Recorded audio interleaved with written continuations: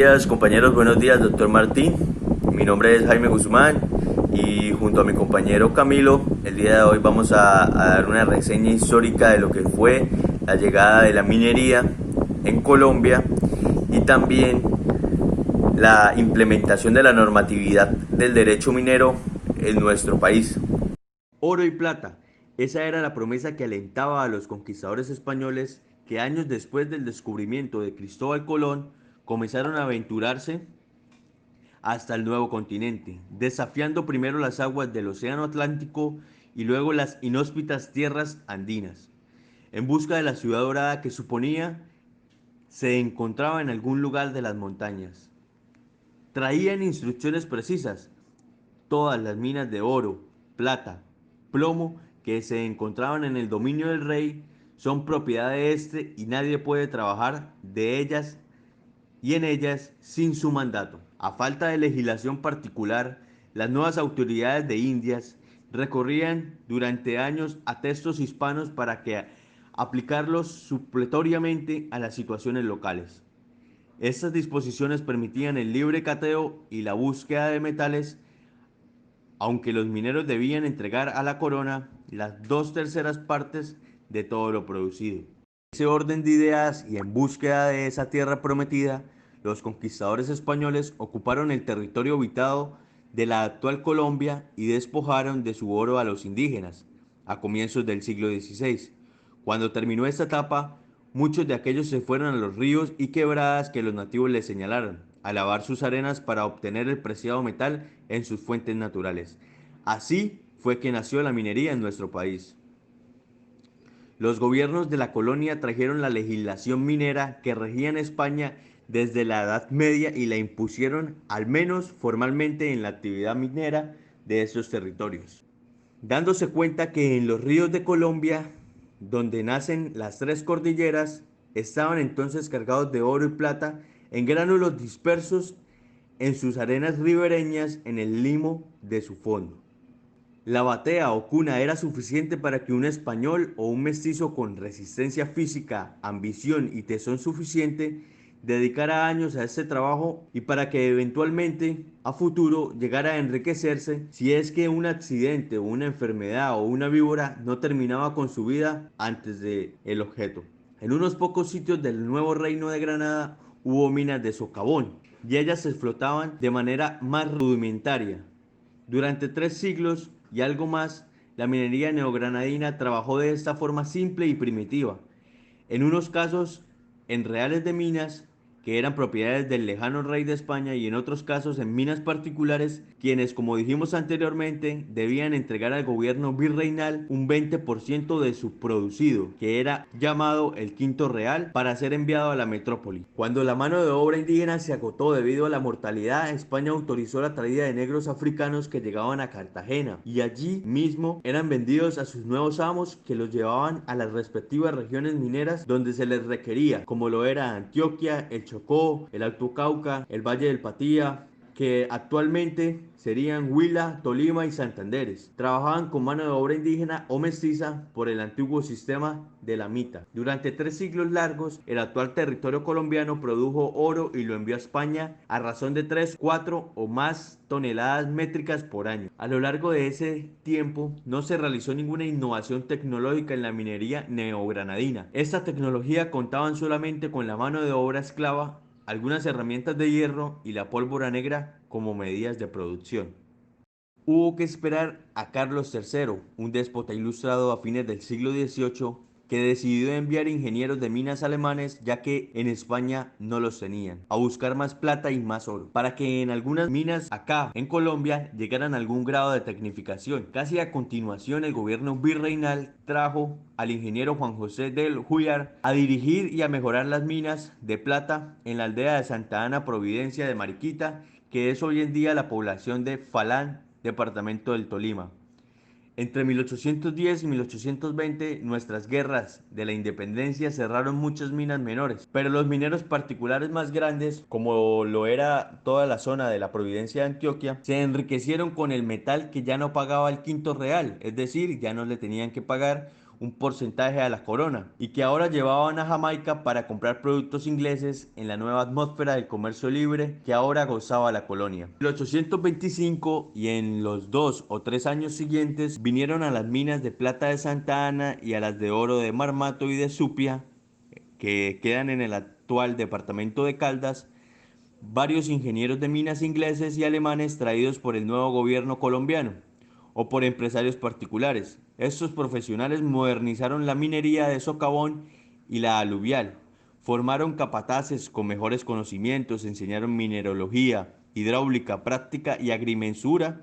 y sembraron la aspiración de las regiones mineras de crear y desarrollar la profesión de la ingeniería. La moderna tecnología que ellos le inyectaron a la minería benefició sumamente y especialmente a la minería de socavón, que adquirió así una gran importancia que antes no tenía. Algunos de esos ingenieros regresaron a sus patrias como Neisser, de Henhardt y Stephenson. Otros permanecieron en el país y fundaron familias que hoy en día existen, como lo son los de Grave, los Walker, los Moore, los Johnson y los White.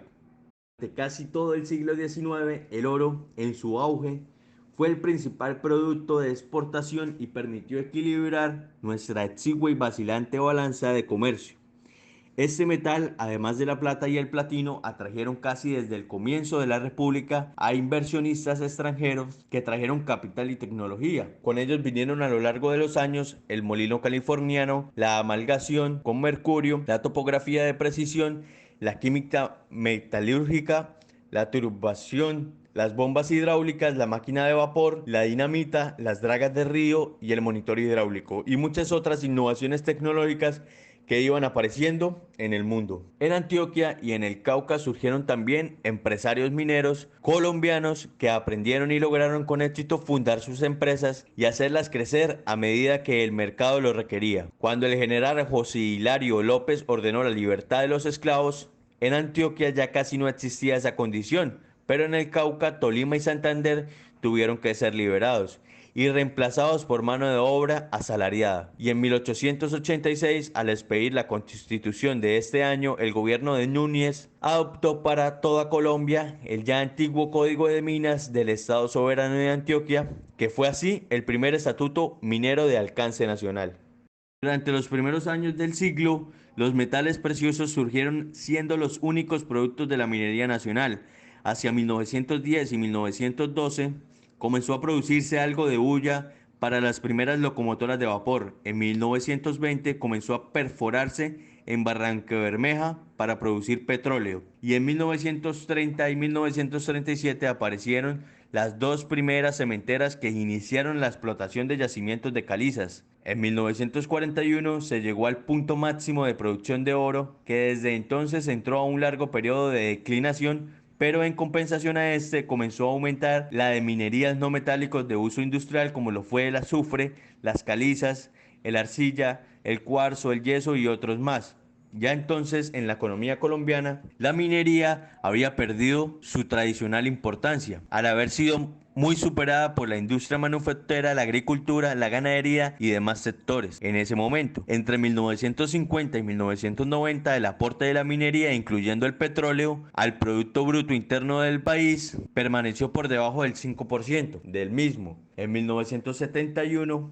Estados Unidos liberó el precioso dólar del oro, que era desde 1934 de $35 la onza Troy, y la minería, este metal volvió a reanimarse. Y a mediados de los años 80 comenzó la exportación grande de carbón del Cerrejón. Pero, aunque esto ha traído una nueva vida al sector minero, su importancia relativa hoy es de modesta en el marco de la economía nacional. Pese a todos estos renglones, como el carbón, el cobre y el petróleo, el gas natural y el mismo oro siguen ofreciendo un gran potencial de riqueza para el país si aprendemos a aprovecharlos bien. Bien así, entrando en el campo de la minería ante el derecho, la actividad minera colombiana ha tenido que desarrollarse teniendo en cuenta cada una de las modificaciones normativas que han hecho que de manera paulatina se realicen cambios en los cuales el gobierno nacional espera mayor beneficio e incluso social.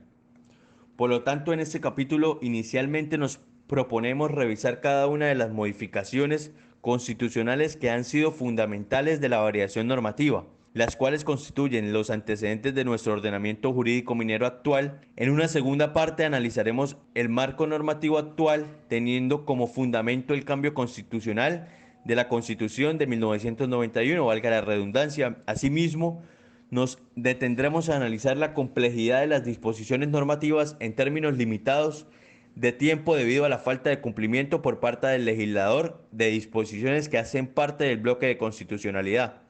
y sus implicaciones en la inversión, pues de manera clara atenta contra la certidumbre para llevar a cabo una actividad que requiere un espacio de tiempo considerable, pasando por el análisis del contrato de concesión minera como un documento que contiene los lineamientos por los cuales se debe mover la relación contractual con el Estado y que tan estables son las condiciones que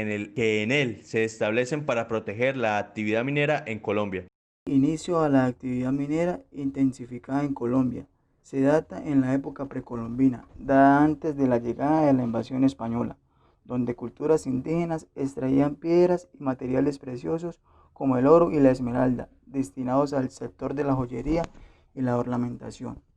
Con la llegada del siglo XIX, la mayoría de yacimientos se centraban en la extracción de fuentes de energía como el petróleo o el carbón, en especial en Amaga o Medellín, donde se tejió una historia sobre la minería negra, a partir de la utilización de la actividad ilegal. Con la llegada de la conocida minería del siglo XXI, la preocupación por la población, medio ambiente y recursos de Colombia impulsó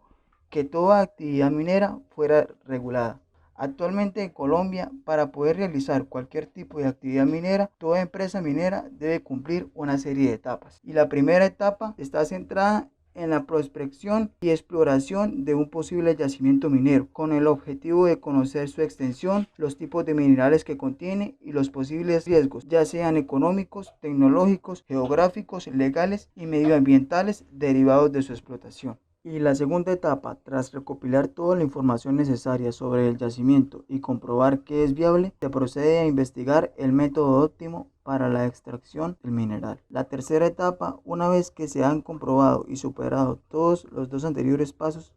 a continuación la labor se centra en la recopilación de inversión, trabajo, materiales y tecnología para hacer posible el proyecto. La última etapa se centra en demostrar todas las instalaciones acompañado de una actividad total de reforestación con el objetivo de dejar el entorno restablecido por completo, tal y como se encontraba antes de darse la actividad minera. Ya conociendo la historia del derecho minero, sus antecedentes, les voy a hablar para culminar de la legislación minera hasta 1909. El 5 de agosto de 1823 se expidió la primera ley colombiana sobre minas, mediante la cual se autorizó al Ejecutivo para dar en arrendamiento las minas de propiedad del Estado, excepción hecha de las de platino, con sujeción de los tratos a lo prevenido en los artículos 9 y 10 de las ordenanzas de Nueva España o México. Además, el 22 de mayo de 1826 se expidió una ley que versa sobre oficinas de registro de instrumentos públicos y privados,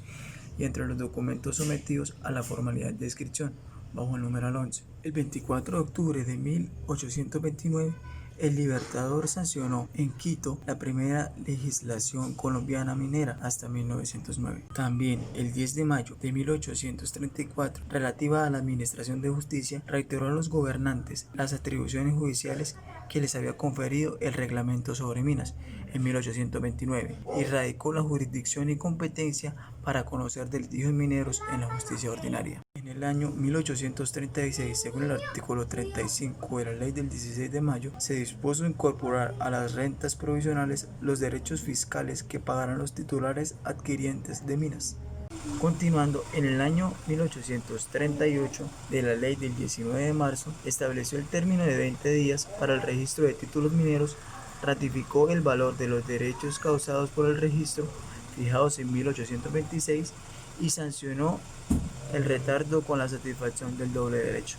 La Ley 66 del año 1846 contiene disposiciones relativas a las minas de Maramato y Supía y modifica el impuesto sobre el oro físico y metales preciosos. El 9 de junio de 1847 se sancionó la ley relativa a arrendamiento y elaboración de minas de esmeraldas